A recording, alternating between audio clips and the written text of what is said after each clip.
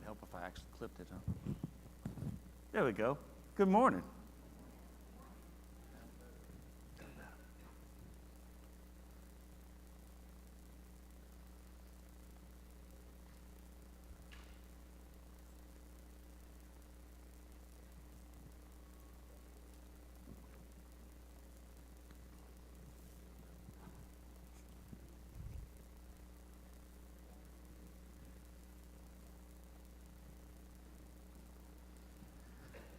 All right, how we doing this morning?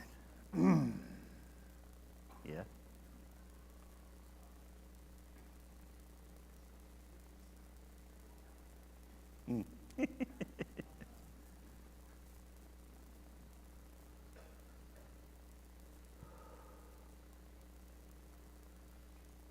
All right. We are talking about the heart this morning.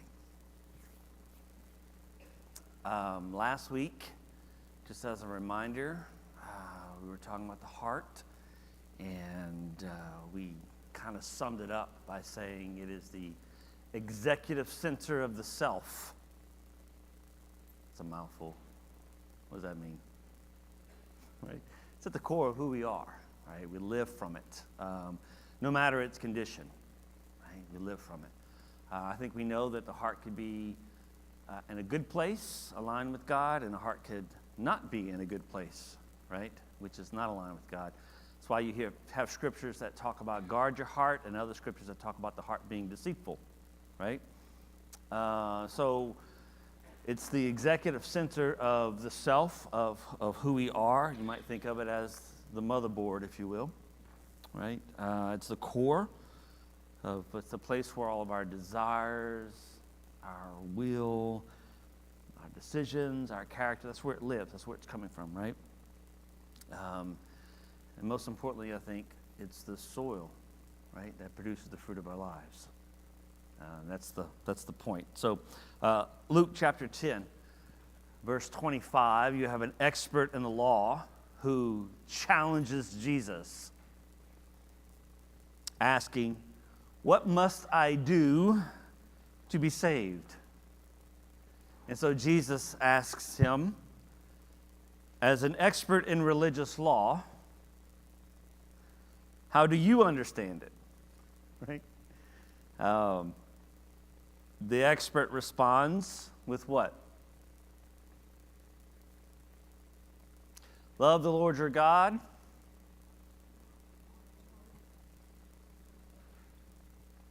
Mind and strength. Okay. Also known as what? The greatest command, right? And so he says this. I love that. I absolutely love this. Jesus says, "You're right. You are right. Do this and you will live." Now, when we step back, we know this to be right. Right? It's the greatest command. This expert knew it to be right. Right? Yeah, no hesitation there. Right? We know this is true. This man knew that it was true. Yet he was aware of his failures and wanted to do what? What's his response? What did he want to do? Justify himself. That's verse 29. Right? Yeah. There's often a gap between "you are right" and "go and do it, go and live it," right? There's a gap between what we know, or what at least we think we know to be true, and how we live sometimes. Do you agree? Yeah. There's a gap between "you're right" and "do this." And the gap is where the heart is. Right? What else is in the gap, though? Let's see if y'all remember. Preached on it a couple weeks ago. Probably the best sermon you ever heard in your life. What else is in the gap? The gap is where the heart is, but there's also grace grace is also in the gap, and you need that's important here, right? The gap between knowing what is required and living it out, or living out what is required, is what, well, we're trying to address here. Right? The gap is where we figure out why we are the way we are, why we think the way we think, feel the way we feel, respond the way we respond, live the way we do. It is the soil that produces the fruit of our lives. And so we need to give it attention, don't we? It's not enough just to talk about it. And it's not enough just to know about it intellectually, okay? It's something that we have, and we do. We experience it, and we have to give it some attention. The good news, right, is that our hearts can become, I love this, our hearts can become by grace what Jesus was by nature. That's why I say grace is in the gap. It's where our heart is, it's where grace is. Our hearts can become by grace what Jesus was by nature. Okay? Remember, I say this a lot, and I think it's important. We busy ourselves doing so many things. So much of it is what we think that we're supposed to do. And I think the focus really needs to be on us becoming the kind of people who will naturally do the things that Jesus talked about. Okay? That's where I stand. So the gap is what is required, right? What's required and living it out, there's a gap there, and that's really what we're focusing on, right? And I find it helpful in this conversation to have what I call a working understanding of all the factors and the makeup of our human experience. It's another mouthful, I'm sorry, it's a little early, but what it means to be human and why you experience life the way you do, okay? I like to articulate it. I like to talk about it. I think it's helpful. I think it's very helpful. And that's what I want to do this morning. I'm going to list out a couple of things. And of course, there's lots of different ways you could talk about this. This is just the way that I have chosen to talk about it, trying to simplify something that could be very complex.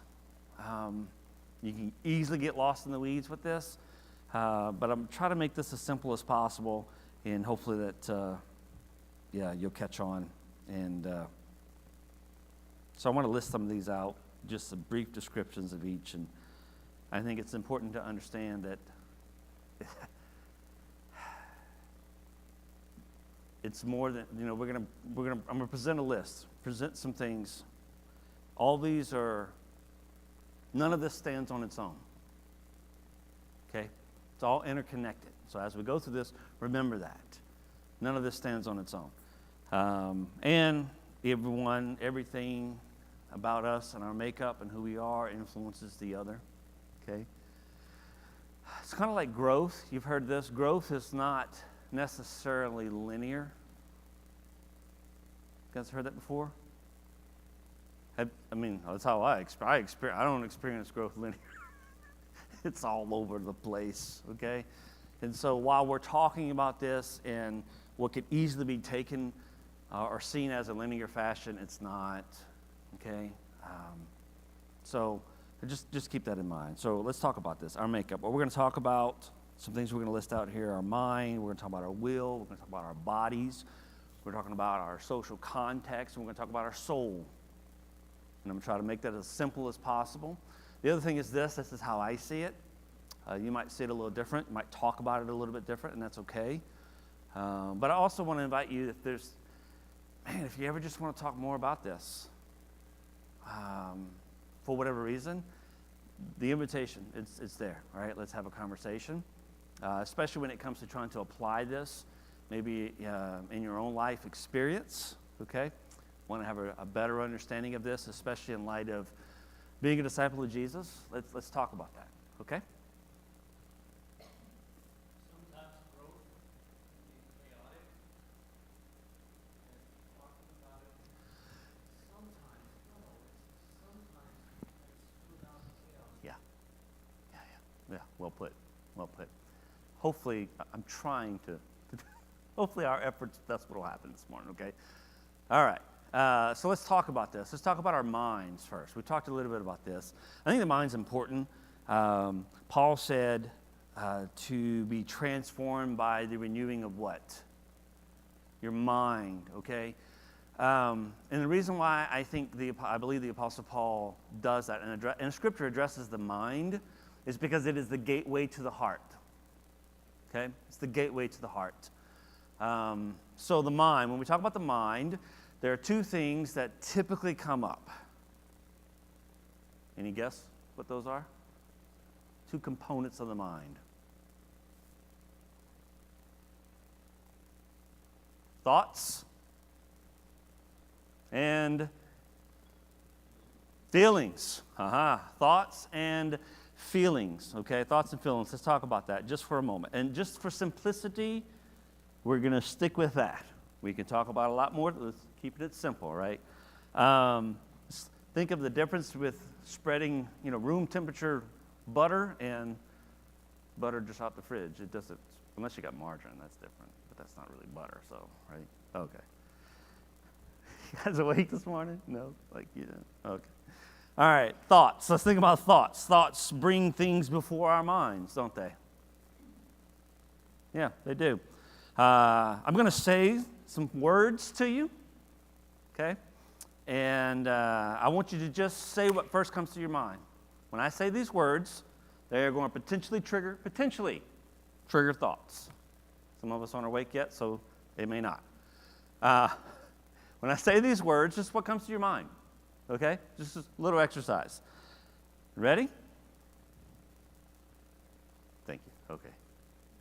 Go. Light. Oh, that's interesting. Shadow.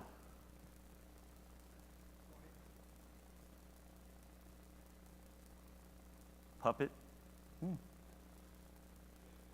Okay. Journey. Arduous. That's good. Home. Comfort. Ooh. Mom and dad. Yeah. Safety. Okay. Silence. Peace.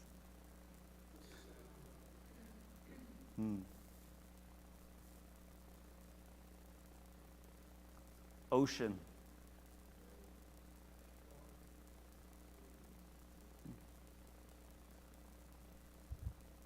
Horizon.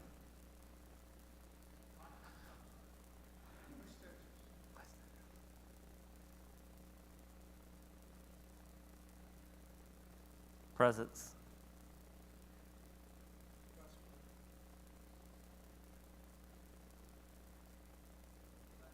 Presence. Like presence, like being present, not a gift. Although a presence can be a gift. Or maybe not. Okay. It's interesting how this works, right? It's interesting because you could tell who thinks more abstract and who thinks more concrete. The thoughts that come into our mind tell us things about ourselves, our personality, the condition of our heart. They're indicators, they're things, right? Again, just a little practice. We do this all the time, just don't necessarily pay attention to it. And it's helpful. It's helpful, right, to pay attention to that stuff. So thoughts bring, in fact, when I said any of these words, any images came into your mind with the thought? So you had, oftentimes thoughts have accompanying images, pictures, right? Some of the retreats that I like to do, I've been a part of, there's, cards with various pictures on them, and you take those cards and you spend time with that and you pay attention to what comes up for you whenever you're looking at this picture, right? It is the power of art, okay? Which is something so easily, if you don't get it, so easily you just dismiss. But it is the power of art. And it's, by the way, something AI cannot duplicate. So that's what makes it so powerful, okay? And you think about what comes to the surface here, like what's happening here, and that's coming from somewhere, and you pay attention to that. So thoughts bring images, concepts, judgments, inferences before our minds. In Genesis chapter 6, verse 5, where it says the thoughts of their minds was only evil, this is what it's referring to, okay? First Chronicles 28:9 says the Lord examines all minds and understands every motive. That's framework. He understands every motive of one's thoughts, intentions, imaginations. Motive speaks to all the factors involved. That's what we're talking about, okay? And images, concepts, judgments, inferences, memories, all the things. There's so much happening that we don't even realize it. And then until we start paying attention to it, right? And so all of this plays a role in that. So thoughts bring images, but thoughts also provoke what? Feelings, okay? Thoughts provoke feelings, and feelings provoke thoughts. Interesting, huh? Yeah, interesting. They do, don't they? One provokes the other, one informs the other. That's how this works, okay? Just out of curiosity, and I don't like splitting hairs all the time. Sometimes it's fun. Just out of curiosity, anybody know the difference between emotions and feelings?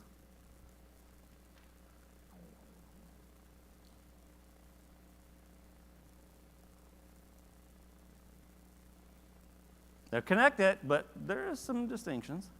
Just for funsies. Can I say that? Okay.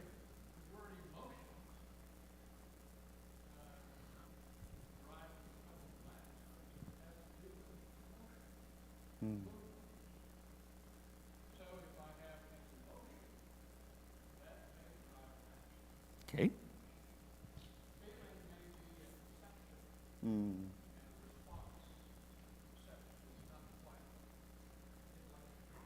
Okay. Anybody else want to wrestle with that? Okay, emotion is deeper than feelings. Yeah, yeah. Okay. So the way that I see it, there is a difference. They're both connected. Emotions is biochemical, for sure. It is sensations in the body, oftentimes triggered by external things, whereas feelings are more subjective. It is our mind's response in interpreting what's going on to that. Again, that's splitting hairs, but it's interesting to me, and it might be interesting to you, because oftentimes what you feel, we can be mastered by our feelings, which is scary, that we are. But feelings, at the same time, are not to be ignored. We're really good at acting like they don't exist. But feelings are there for a reason, and they are indicators. They point to other things that are happening, okay? So sometimes it's really helpful to ask myself, why do I feel this way? Like, what is going on here, right? And again, in general conversation, we say feelings. I think we're mixing the two up. We're talking about feelings and emotions. We're talking about the whole bit. I'm not going to try to distinguish them at this stage of the game, okay? But let's move into this. Feelings are definitely influenced by our emotions, though. Let's just keep that in mind. And feelings are more generated by mental thought, by the way, connected to thinking. Okay? Feelings, sensations, pleasant or painful, right? Man, we're not just rambling here, okay? Like, this is really good to understand, because when you understand this and then you read things like Scripture, you realize that these were human beings who had the same experiences like us. And so when you read Scripture, it's painted all over the place. A good example of that is 1 Thessalonians chapter 3, verses 6 through 9. Just a little bit of context there. People are being afflicted, and Paul is concerned, okay, about them. When you think about being concerned about someone, what comes to your mind?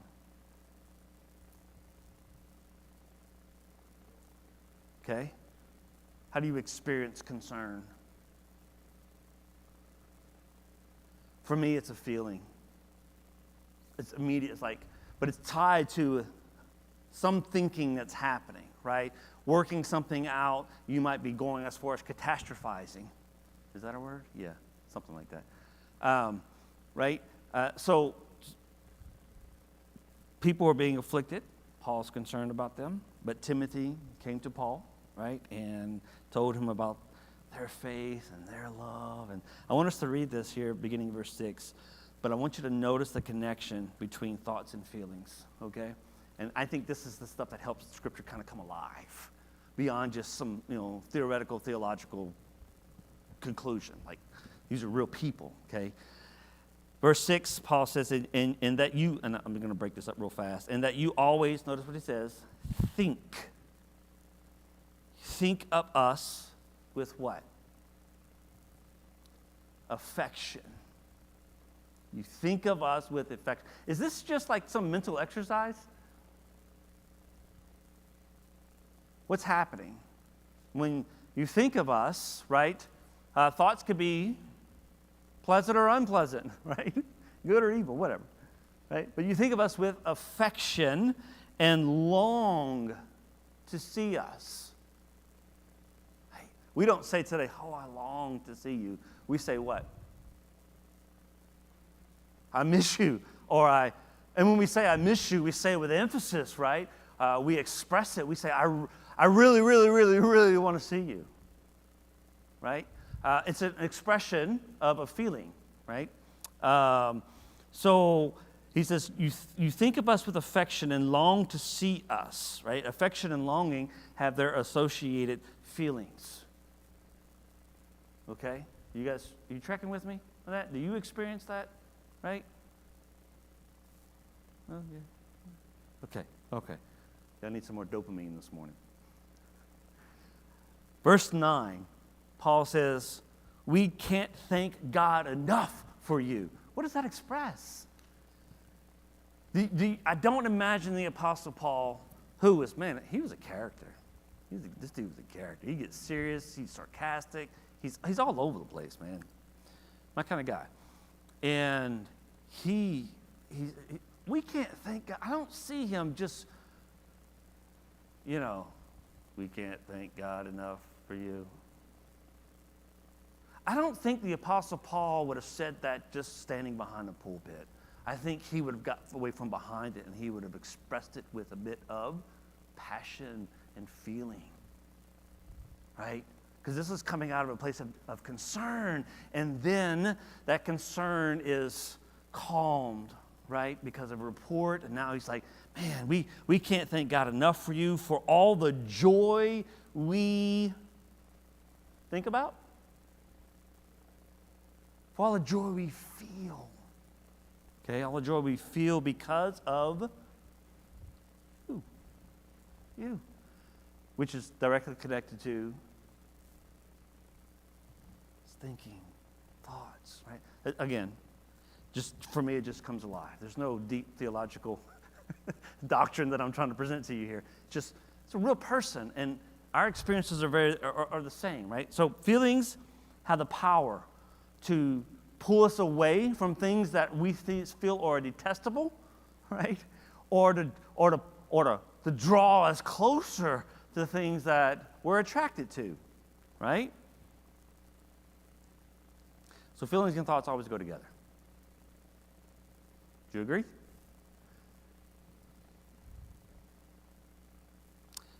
I had a little, all right, so let's do this. In a minute, I will, yes. Let's use this as an example. Let's talk about how you feel about certain foods. It's like, what does this have to do with the gospel, right? How do you feel about certain foods, all right? So, what's your favorite food? Absolute favorite food? Pizza. Pecan. Steak, okay? Chocolate, of course. Yeah, right? Now, when you think about those things, is there an accompanied feeling? I guarantee you, my daughter said pizza. There's a feeling associated to that, right? Man, I think of crab cakes from Bourret's. I get chills. It just, right? Now think about a food that you absolutely hate. Liver. Man, my daddy, I walked in the house one time, my daddy was frying up some liver or doing something, I don't know what he was doing with it. It smelled so good, it smelled like a steak. And I looked at it, I was like, it almost kind of looked like a New York strip, And I was like, huh. So that smells really good. Liver and onions. The onions was the good smelling part, by the way. He said, you want to try it? I'm like, sure.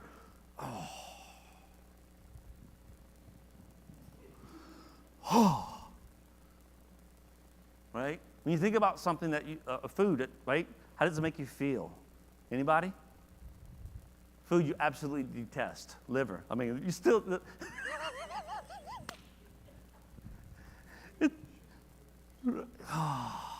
Oh, chicken livers? Oh, buddy. We used to. Oh, well, man. Gizzards? Come on, bro. What? All day. Okay. All right. So when you think about, so you tracking with me? Okay. That's all happening. We think and feel. Like you're thinking about what we're talking about right now, and it's probably provoking some feelings inside of you. Right now. Right? I see it all the time. You don't realize that when you're in front, you see everybody's expressions. Everybody's telling on themselves. You know how hard it is to navigate all that? You got to just ignore it. Just do your thing. Because you would just not do anything. Okay. So, feelings and thoughts always go together. Here's some thoughts, as we said, produce images, and images produce feelings. Do you agree? All right, a couple of examples here. Jared, if you will hit the first slide here.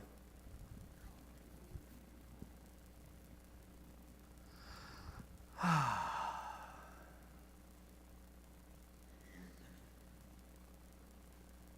does that make you feel? Some of you are like, I don't feel anything. How does it make you feel?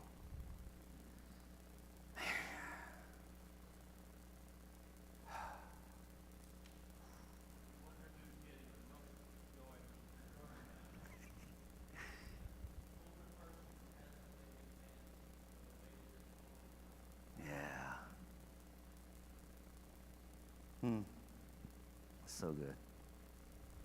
It's all the warm fuzzies for me. We can go home now. So good, man. There's something about kids. It's just, gosh. And the older I get, the more soft I get when it comes to it. It's like, we could have had 30 kids and I'd be happy, When I was younger, it was like, you want 4? Cool. Now it's like, keep them coming, right? Did it provoke any sort of feelings inside of you? It could have been good. It could not be so good, right? Right? What about this one? Go to the next one, Jared, if you will. Yeah. The family holiday meal. Chaos.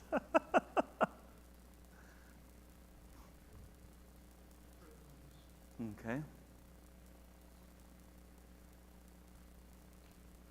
Anybody else?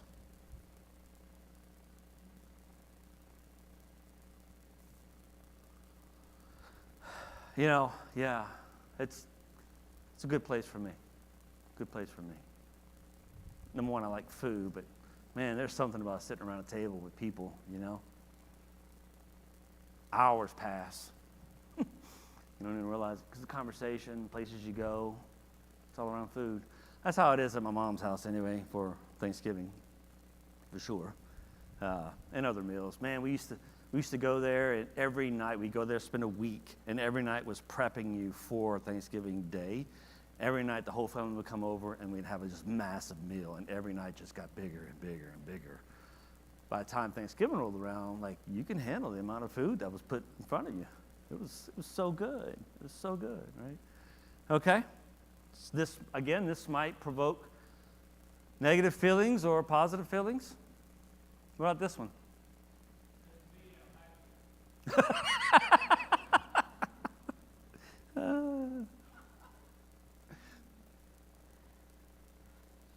Anybody relate to this?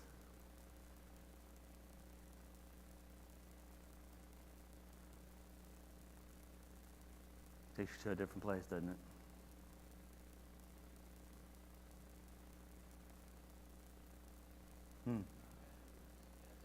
Not happy with his test score. There you go.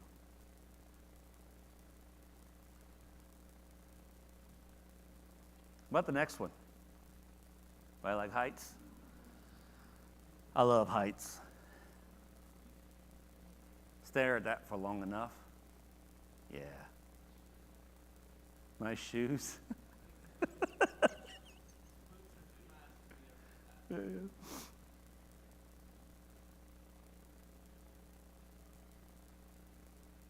that provoke any feelings inside of you? Maybe? A little anxiety? Okay, we can go to the next one. What about this one? Roundup. Oh, wow. Whew. Now remember, feelings are indicators of what's going on inside the heart. So, you know what I mean? Yeah? This is oftentimes, and okay, I get your point. But oftentimes, this is a depiction of a couple of different abstract, I hate to say that word, but yeah, abstract ideas. One being, anybody? Survivor, okay? In spite of. Yeah. Hope. Hope, drought. Yeah, that's hope. Hope, right? Okay, so I think that makes the point. Everybody's tracking with me, right? Feelings, thoughts, images, there's the dance that is happening. I think that's the best way to describe it, okay? There's a dance that is happening. So when it comes to the mind, we talk about thoughts and feelings. Two are so connected. That's why when we say the mind, those are typically the things that come to our mind, okay? All right, let's go on to the will. This is what we've been talking about, the will, the heart. Just as just a reminder for you, remember the heart, will, heart, spirit, all interchangeable terms referring to the same thing. The will is what? The power to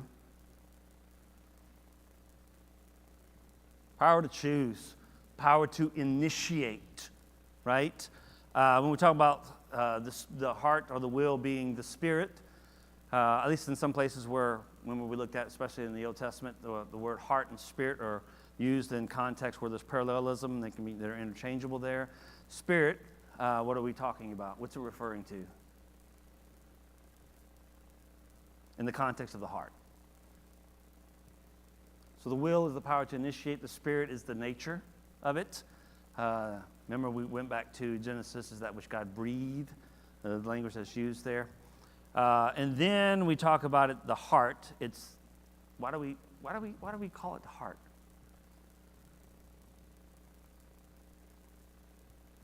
It's at the core, right? It's at the core of who we are, okay? It's its position at the center, okay? All right, so choices. When we make a choice, we're exercising what?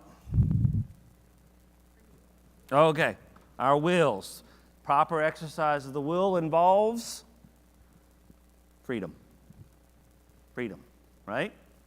And it's through exercising our will, our ability to choose, right? That our character, the spirit that God has given us, life, right? That's how it's formed and shaped. Okay, or at least a big part of how it's formed and shaped. This is the part of us that is at the core of our makeup. That's why we have biblical teachings that human good and evil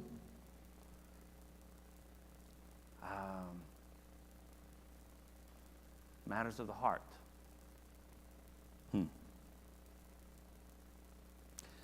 Human good or evil are matters of what? The heart. Okay? It is the heart and the spirit that God looks at. Mark 7:21, Jesus said, "For from within or out of the heart of man proceeds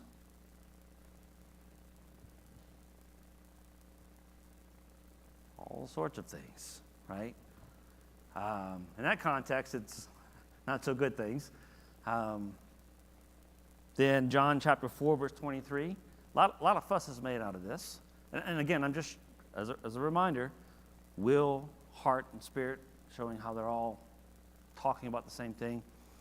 You're not going to put someone on an operating table and find their heart outside of the actual organ, are you? You're not, right? We're talking about the deepest part of who we are. A lot of fuss is made out of John chapter 4, verse 23, man, for centuries. What Jesus was talking about when he told the Samaritan woman, God's a spirit. Those who worship him must worship him in spirit and in truth, for he seeks those to worship him, right? In spirit and in truth. The way I read this is worship in spirit is, he's talking about the deepest part within us. Point of contact between God and man.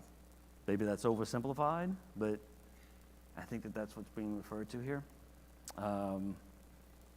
But it makes the point, right? This is where God goes. This is what God's focused on. This is what God sees. This is what God is concerned with. Okay, and everything else points to the condition of the heart, the condition of the soil, right?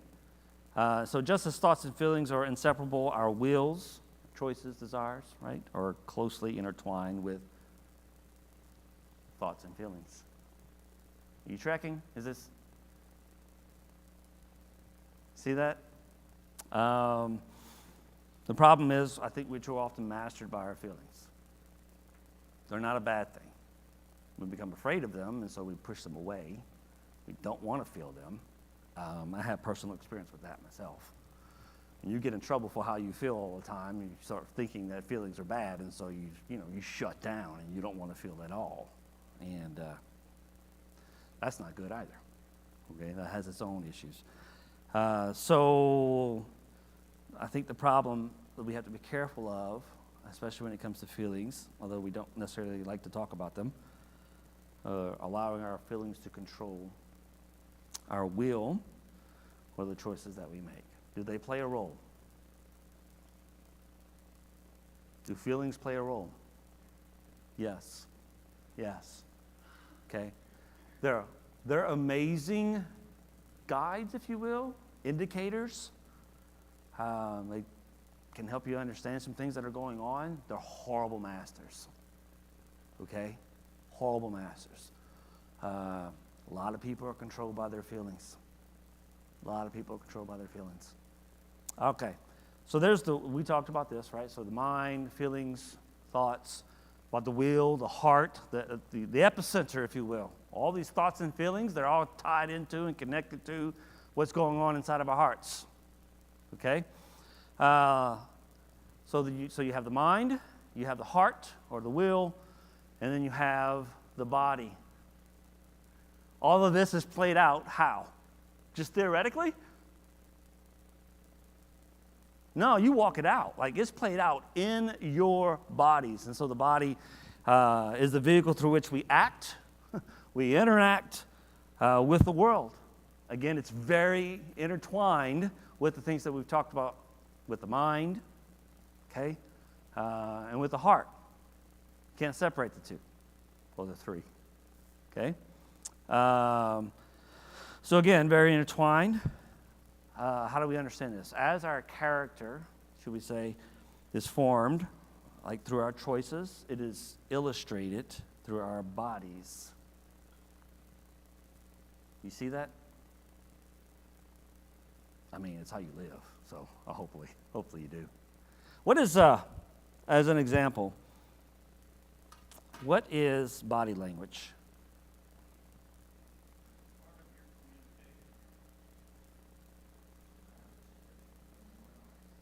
Okay. Like, we communicate a whole lot more than we realize. Everybody tells on themselves, you just need to learn how to listen. It's one of my favorite phrases. I made it up, by the way. I'm sure it wasn't original with me, but I believe that to be true because it's what I've experienced, okay? Because I do it. I know when I'm doing it. Everybody tells on themselves. We just have to learn how to listen. We're constantly communicating, constantly, right? We think about this from the perspective of the media and all the things, all the stuff that's happening, like we're being communicated to all the time. Well, guess what? We know that's true because that's what we're doing, okay? And that's how we know how to manipulate all of that, okay? We're constantly communicating. So when you think about body language and what it's being communicated. You know, you guys have said it. It's nonverbal communication, right? It expresses or conveys information that's going on the inside of us, okay? Thoughts, feelings, it's happening, right? Now, we do that subconsciously. We're just sitting there, and you're just doing it. Do you think that the rest of your life is not an expression of the same thing? Oh, it is. We're doing it, we're not thinking about it. Okay? It is the reality of our human experience. How in our bodies, we're living out all the things that are going on inside of us. Whether we're trying to shut it down or not, it's still happening. Okay? It's still happening. So the bodies, beautiful thing about the bodies, it's amazing, can be trained, can't they? Yeah. Can be trained. The bodies can be trained to do things just naturally, right? What does it do naturally? Once it's trained, walk, tie your shoes, ride your bike, drive even, right? There's all sorts of things that we can be trained to do. The problem is when our bodies are trained to do things that are not so good. And that becomes natural responses to external stimuli that's triggered what's happening on the inside. Are you tracking? I know it's like a roller coaster, right? Are you seeing that?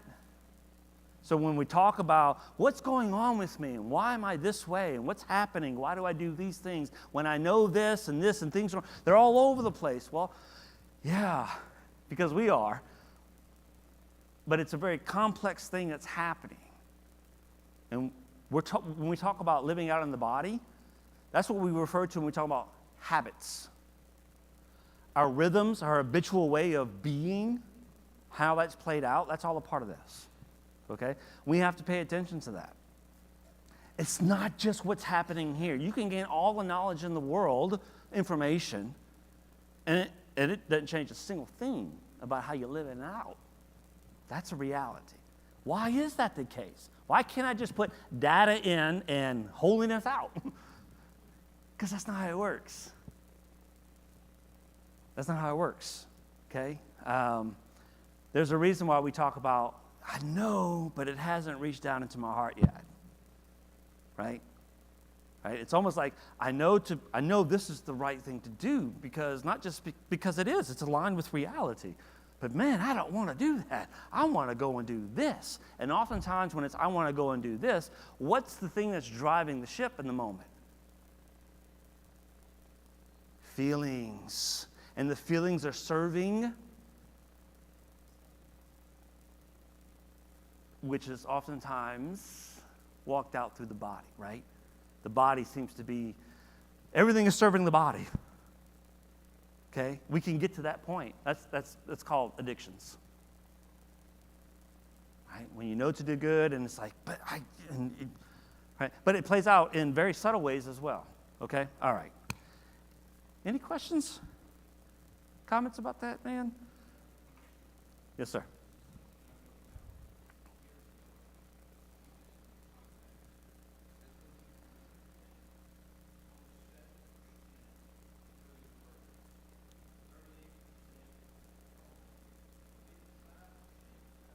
Yes.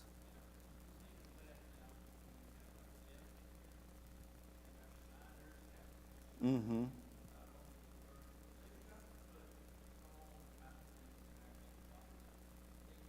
Yeah. Right.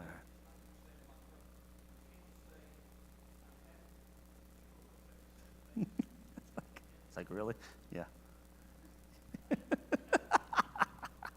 Okay, so again, let me just wrap this up here. We'll pick up here next week, but I think it's pretty awesome when you think about how the body can be trained, but the problem is if it's trained in doing wrong and evil, right? And this is especially reflected when trying to renovate the heart. Paul notes this, and I want to close with this, Galatians 5:17. Paul says, the flesh wants what is contrary to the spirit, and the spirit wants what is contrary to the flesh. They are in opposition to each other and keep you from doing the things you want to do. Jesus said the spirit, heart, is willing, but the flesh is, and it kind of makes the point, doesn't it?